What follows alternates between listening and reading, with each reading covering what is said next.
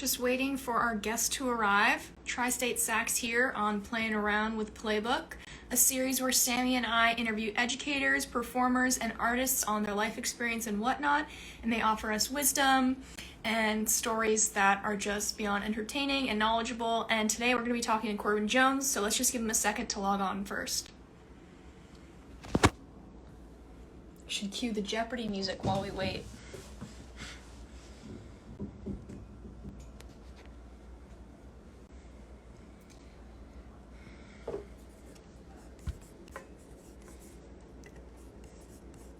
It's actually not a bad idea.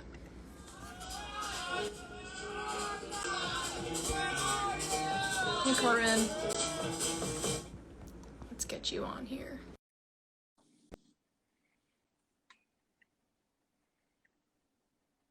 Hi. Hey, how's it going? Can you hear me okay? Yeah, I can hear you just fine. Amazing. Obviously, I am in the midst On the road. of something. Yeah, but we're good. We Yeah, no actually worries. have a guest in the back. Special artist. Yeah, it's a special, artist in residence, you might say. He'll be here for at least the next 16 years. You can lay down some vocals, it's okay. Whoa, yeah, there will be plenty of that, I'm sure. Especially if Baby Shark turns on. There will be loud, falsetto vocals. Awesome. So, well, if you don't know me yet, I mean, we've corresponded a few times, but I'm Trista. I am a studying tenor saxophonist in the city. I'm also a music educator. So I've been working here at Playbook.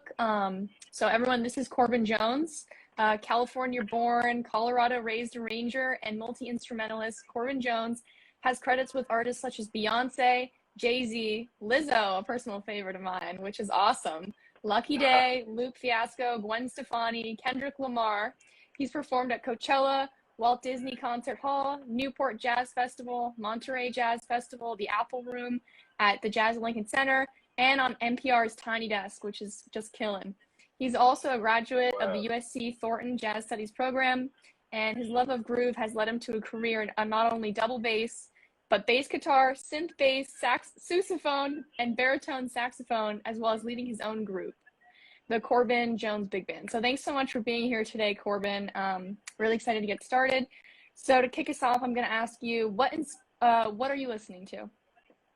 What am I listening to? I know, not literally right now. I'm listening to Baby Shark, but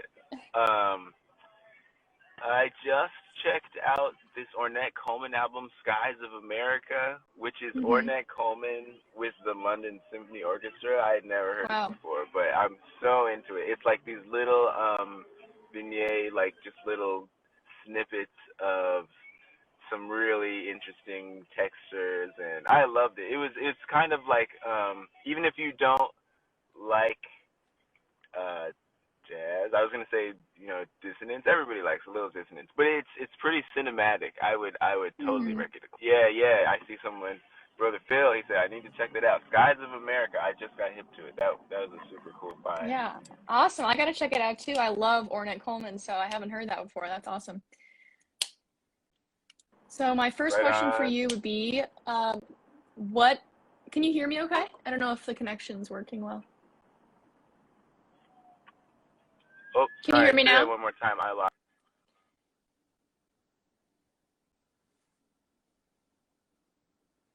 I think it's because he's on the road.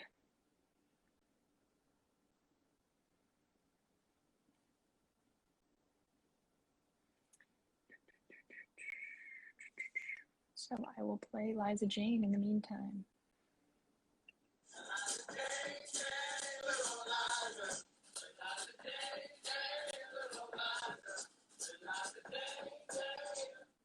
I think he's going to rejoin because the connection on the road isn't that good. So let's just give him a second to get back on.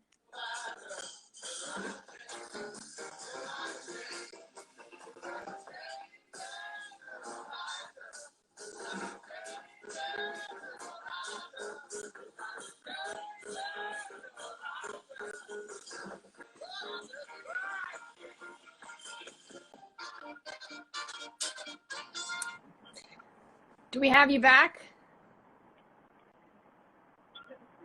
I hear you. I have bars, but I'm like worried if that happens again. But we'll go as long as technology permits. Okay, great.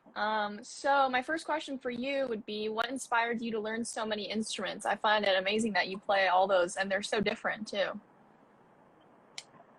They are, huh? Yeah. I don't have a great answer, but I'll give you all the variables I can think of.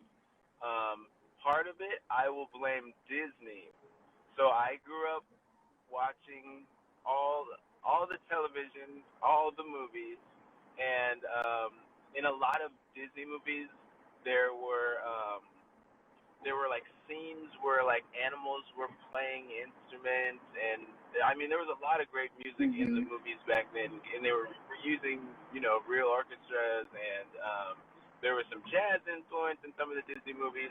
I was really into elephants, so I remember seeing like The Jungle Book, um, Dumbo, maybe Mm-hmm. even Tarzan, where there were scenes where the elephant was like a tuba kind of sound, and so I like drew the connection really early Mm-hmm. on in life. I was just like, oh, like this is what I like to do. Um, this is like a sound that I enjoy, something like that, and so that was tuba, but I didn't get access to tuba for a long time.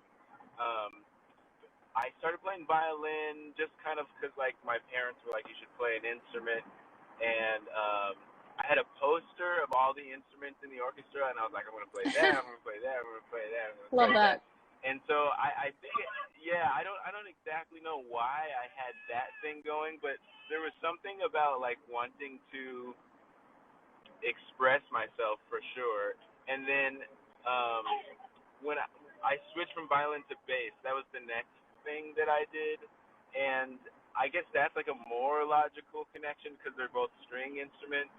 Um, and so the first part I blame on like the exposure was maybe Disney, and then when I got my first low frequency instrument and I felt it like vibrate against my body, Mm-hmm. like that was another big moment Wow. too. So, later in life I got like a lower voice, and they just all really resonated with me. So my order is upright bass, and then I learned electric Mm-hmm. bass, and then I got hip to James Brown, and I've learned baritone Nice. saxophone, and then I was getting into New Orleans music, and I started playing sousaphone. That was my order. Wow, Yeah, no good that's reason. so interesting. Wow. I'm sure it was super fulfilling also like to play at the Walt Disney Concert Hall after, having it as your inspiration. That's true. Yeah, that was a very cool moment. Yeah, I guess I didn't even connect the dots. That was Disney, and it was like a large Mm-hmm. ensemble. Yeah. Um, yeah, that was a great group to play with too. Nice.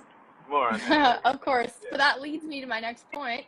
Describe a favorite experience performing. It could be the one we just talked about, but your choice. Oh man, just one. Okay, well, if I had to pick just one, that's actually happened several times, but it's like one type of instant, I guess. Um, I was playing a show here in LA with my band, and the power went out. Oh wow. So all the cool instruments, and the maybe DJ sounds, like all the cool sounds that we all love, were gone. No. What? Because someone flipped the switch? Because someone unplugged the thing? But the music didn't stop. The like groove, the experience didn't stop. It was just drums and horns, and that's one of my favorite parts about the sousaphone is I still get to play the bass even when the power goes out. So that That's happened, awesome. I think maybe once with the Sammy Miller group, but we do a lot of acoustic stuff. That Hmm. happened once here in LA. I think, yeah, that one. I don't know if that's like my favorite of all time, but that really stood out to me. Maybe still stands Hmm. out to me. Whenever the power goes out and we still keep playing music, I'm like, oh yeah, this will never ever ever go away. That is definitely one of my favorite things. Oh, that's awesome. Music doesn't stop. So this leads me to another question. What was it like going from being a performer to an arranger? Yeah, I think the two kind of they were intertwined when I guess my brain has always been like trying to play multiple instruments at once. Probably your favorite arrangers can play multiple voices at once because they play piano, Mm-hmm. and I played all these monophonic instruments. But I would play like Signed, Sealed, Delivered in high school. I would play on the bass, boom, boom, and then I would go up high on the bass to play the horn line because there were no horns or something. They didn't know the line. I played boom, boom, boo, da, doo, da, da, dum, dum. Like I was trying to play multiple voices at once, even when I was a Mm-hmm. performer. And honestly, maybe even back to the Disney thing, like a lot of great arranging going on in there. It's kind of like a musical theater kind of thing where there's like there's call and response and there's like Mm-hmm. humor and all of that kind of mushed together. So I never planned to be an arranger. When I was in college, you have to take an arranging class, right? You know this. I was a terrible student. The teacher said, if you turn this in late, you get an F. And what did I do? Because I was good at this, I turned it in late. But since I had it, like I had the charts, the paper in my hand, he was like, it's an F, but since it's here, like, why don't we have the band read it? Ah. And then they played it, and I was like, wow, that sounds pretty good. And he kind of said the same thing, so he gave me a C. And so then after that, I was like, maybe I can do this thing. And so for me, it wasn't something that I, like, consciously was like, okay, performing, it's got its limits or something like that. You could perform your whole life. I don't think that you have to, it's good to diversify, but I don't think you have to do anything. But for me, arranging kind of like fell in my lap, and I realized later that there were a lot of things naturally that I was doing that lend themselves to being an arranger. And I think bass players are actually really great arrangers Mm-hmm. because we, like, I think for me anyways, I usually have to sit back, see what's happening in the whole band, and then like make some decisions to support the band, et cetera, et cetera. Not that a trumpet player isn't doing that, but they're definitely doing it differently than me. So anyways, it kind of unfurled out of, I don't know, things that were already inside me that I didn't even know about. Wow. That's awesome. That seems like it really fell into your lap, like you said. So I know you have amazing experiences with very well-known artists such as Lizzo and the New York Philharmonic. So can you tell me a little bit about what it was like working with those two groups? Yeah, that was crazy because it was over the pandemic, so I didn't actually get to work with them Mm-hmm. one-on-one. The first time that I worked with Lizzo was in person, and it was for her Grammy performance where she had an all-brown, all-female like Mm-hmm. orchestra with her, and so I was helping like do charts and stuff for that. And there was a little bit of like rearranging like in the rehearsal live, and she was super knowledgeable and super kind and real and like very musical, and just like I'm like scratching, or really what was I doing? I probably was like in Sibelius, like like holding my laptop deleting stuff. But it was cool. It was really cool to be in that room. So that was like my only in person thing. The thing with her and the Phil, we would like email a version of the chart. So that was like YouTube did a thing to honor the grads of 2020 because that must have been really rough graduating in the middle of that. And so they partnered Lizzo with the Phil, the New York Phil, and so I was like, the pomp and circumstance. Na, na, na, na, na. That's the graduation song. And so I like kind of did like a little cool Corbin Jones intro, and then it went into the regular pomp and circumstance. So I didn't have to arrange any of that. And her MD and I were working on it. We would email it to the conductor, and he would send back notes. Basically, it got shorter and shorter and Mm-hmm. shorter, and it was so short that it was like I didn't even arrange anything. And then they went to like the second shortest version. So, anyways, that was like mostly an email thing back and forth. But there were some ups, there's some highs and lows with that, right? Like I wrote all this stuff and they cut it all out, or whatever. Yeah. Or like I wrote for 4 horns, but he was like, we don't really need 4 horns. Can you just write for 2, or like 1 harp instead of 2 harps, stuff like that. Interesting. But it was really cool. It was a cool roller coaster. That's funny. That sounds really fun, though. Everyone, listen up. Yeah. Corbin does graduation ceremonies now.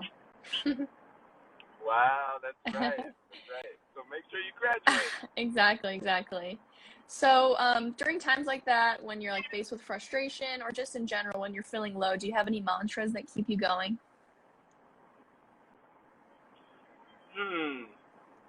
I don't personally have a mantra like a something cool to put on the wall. That would be nice. But in general, my temperament is just like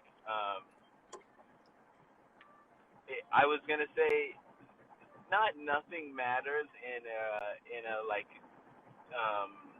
destructive or pessimistic kind of way, but it's like actually like everything like it's easy for me to zoom out if I say like, okay, this is not that big of a deal. So I don't even say this, like even now I'm saying like 3 different phrases. I don't have one phrase that I say, but I do get to a moment where I'm like, okay, we got to zoom out. Like, what's happening? This is not that big of a deal. I still am going to go home and sleep in my bed, or not. Like, I've been stuck in the airport with Sammy before. It's like, maybe you're not going to go home, but like, I'm well, my family is well, even if they're not well. Like, for me, I actually used to do that as a kid, which I'm not sure if this is healthy, but I did it, where I would just be like, okay, what if my parents were gone? What would I do? And I would just like walk through all these steps, and they always lead to like, it's really okay. You're really gonna be okay. So I wish I had like a cool, like arm tattoo version of that, but I don't. Hey, you could get zoom. You can get zoom out on your arm. Zoom out.